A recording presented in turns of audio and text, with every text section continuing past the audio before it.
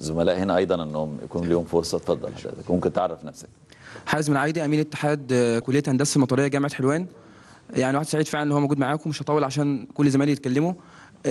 بستغل فرصه وجود الاستاذ الدكتور حلمي الجزار معايا.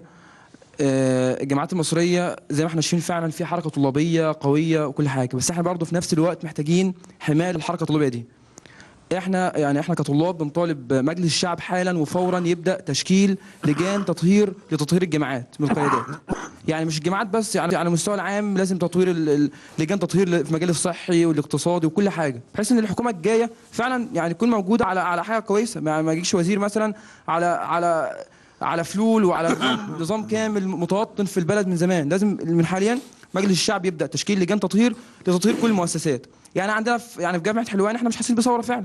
قمنا بمظاهرات ضد عميد الكليه ونائب رئيس الجامعه.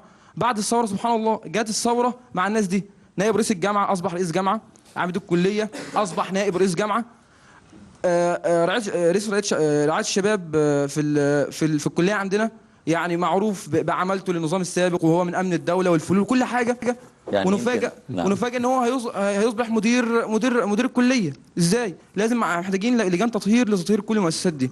سريعا بس كلام الوزير نقطه ما اطولش، ان جت اشاره لكليات وجامعه حلوان عن الوزير يعني نتشرف بإفادة سيادتكم بأنه يتم العمل باللائحة القديمة في حال صدور تعليمات بإجراء انتخابات اتحاد طلاب الجامعة للعام 2011-2012 دون النظر إلى اللائحة المؤقتة. مش عارف اللي بيحصل في البلد يعني. زميل جنبك